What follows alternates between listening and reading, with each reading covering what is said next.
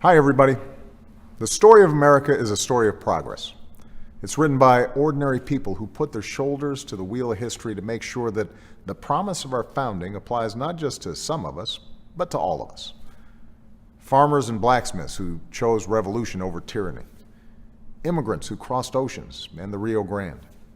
Women who reached for the ballot, and scientists who shot for the moon. The preachers and porters and seamstresses who guided us towards the mountaintop of freedom.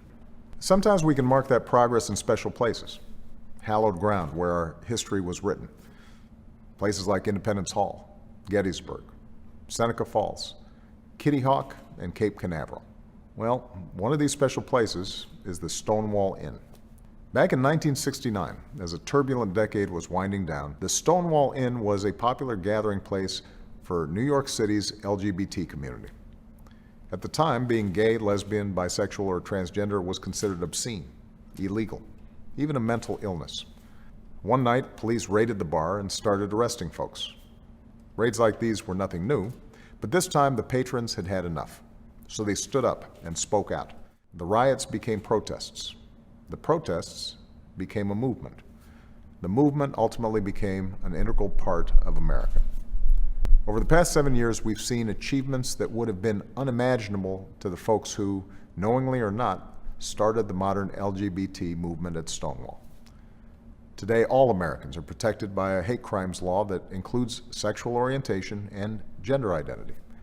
Don't ask, don't tell is history. Insurance companies can no longer turn you away because of who you are. Transgender Americans are more visible than ever, helping to make our nation more inclusive and welcoming for all. And 1 year ago, this weekend, we lit the White House in every color.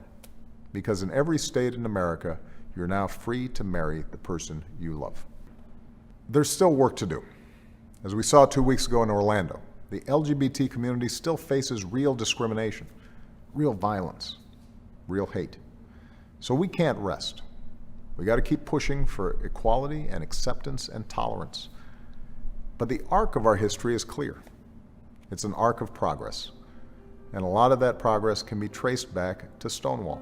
So this week, I'm designating the Stonewall National Monument as the newest addition to America's national park system. Stonewall will be our first national monument to tell the story of the struggle for LGBT rights. I believe our national park should reflect the full story of our country, the richness and diversity and uniquely American spirit that has always defined us, that we are stronger together, that out of many, we are one. That's what makes us the greatest nation on earth, and it's what we celebrate at Stonewall, for our generation and for all those who come after us.